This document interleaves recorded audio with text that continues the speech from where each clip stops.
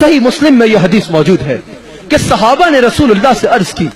دیکھ کے کہ یہ مشرکین، یہ کفار، یہ رسول اللہ کے دشمن کس طرح اسلام پر اور رسول اللہ کے غلاموں پر ستم کے پہاڑ گرا رہے ہیں، ستم کے پہاڑ گرا رہے ہیں۔ تو صحابہ نے سرکار سے عرض کی یا رسول اللہ، آپ کے تو ایک اشارے کی بات ہے، آپ کے تو فقط ایک اشارے کی بات ہے، آپ نے اشارہ فرمانا ہے، آپ نے اشارہ فرمانا ہے اور اللہ کریم ان سارے کفار کو غرق فرما دے گا، ان سارے کفار کو تباہ فرما دے گا، یہ سب غرق ہو جائیں گے، ان پر اللہ کا عذاب آئے گا، ان کا بیڑا غرق ہو جائے گا۔ سرکار نے فرمایا حدیث کا مفہوم ہے کہ اے میرے صحابہ، میں کسی کا بیڑا غرق کرنے نہیں بلکہ میں ساری مخلوق کے بیڑے تارنے کے لیے آیا ہوں، بلکہ میں ساری مخلوق کے بیڑے تارنے کے لیے آیا ہوں۔ اور اس کی مثال ہمیں نظر آتی ہے کہ حضرت موسیٰ علیہ السلام کی قوم نے اگر کوئی کھڑا ہوا، حضرت موسیٰ علیہ السلام کے مقابل کھڑا ہوا اور اللہ کی نشانیوں کو جھٹلایا، اللہ کی نشانیوں کا انکار کیا، اللہ کی نشانیوں کا انکار کیا اور حضرت موسیٰ علیہ السلام کو ماننے سے انکار کیا، حضرت موسیٰ کے مقابل کھڑا ہو کر ان کا گستاخ بنا اور اللہ کی نشانیوں کو جھٹلایا، تو اسی وقت اس پر اللہ کا عذاب آ گیا، اسی وقت وہ تباہ ہو گیا، وہ قوم تباہ ہو گئی، اللہ کا عذاب ان پر آیا۔ حاضرین و ناظرین توجہ رکھیے گا، یہ بہت ضروری نکات ہے، یہ بہت نمایاں برکات ہے میرے نبی کی اور میرے نبی کے میلاد کی۔ حضرت نوح علیہ السلام کے مقابل بھی جب ان کی قوم کھڑی ہوئی، جب وہ قوم کھڑی ہوئی، ان کے مقابل کھڑی ہوئی، اللہ کی نشانیوں کو جھٹلایا، نوح علیہ السلام کی گستاخی کی، ان پر اللہ کا عذاب آ گیا۔ لیکن تیرے اور میرے نبی کے ساتھ یہ معاملہ نہیں تھا، تیرے اور میرے نبی کے سامنے اگر کوئی اللہ کی نشانیوں کو جھٹلانے والا کھڑا ہوا، تیرے اور میرے کی نبی کی نظر نے اس کو اللہ کو سجدہ کرنے والا،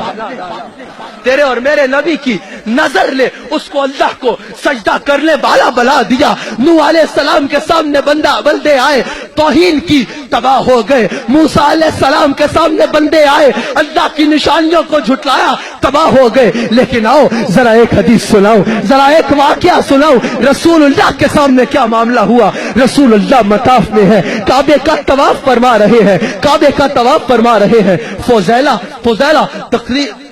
بغل میں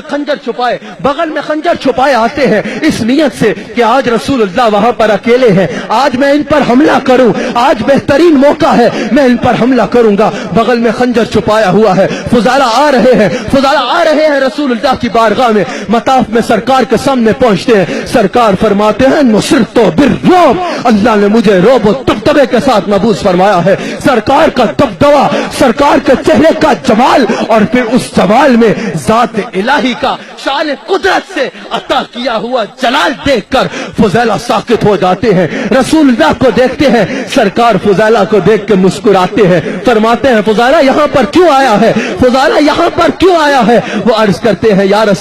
کرتے ہیں کہ میں تو یہاں عبادت کے لیے آیا ہوں، میں تو فقط عبادت کے لیے آیا ہوں۔ سرکار نے فرمایا نہیں فضیلہ بتا یہاں پر کیوں آیا ہے۔ کہا میں فقط عبادت کی نیت سے آیا ہوں۔ سرکار نے فرمایا عبادت کے لیے آیا ہے تو بغل میں خنجر کیوں چھپا کے آیا ہے، بغل میں خنجر کیسا عبادت کے لیے آنے کے لیے۔ اللہ کے غیب دان نبی نے فرمایا یہ کون سی عبادت کرنے آیا ہے کہ بغل میں خنجر چھپایا ہے۔ فضالہ تڑپ گئے، رسول اللہ کے قدموں میں گر گئے، کہا یا رسول اللہ آیا تو کسی اور ارادے سے تھا، میں اللہ کی نشانیاں جھٹلانے والا تھا، آپ کو نہ ماننے والا تھا، آیا کسی اور ارادے سے تھا، لیکن یا رسول اللہ آپ کے چہرے کا جمال دیکھ کے، آپ کی شخصیت کا جلال دیکھ کے، آپ کے معجزات کا کمال دیکھ کے فضالہ گواہی دیتا ہے کہ اللہ کے سوا کوئی معبود نہیں اور آپ اس کے سچے رسول۔ اور یا رسول اللہ فضالہ آیا تو آپ پہ حملہ کر لیتا، پر فضالہ اس وقت اللہ کی قسم اٹھا کے کہتا ہے کہ آج کے بعد فضالہ کو کائنات میں آپ سے عزیز تر کوئی نہیں ہے، کوئی نہیں۔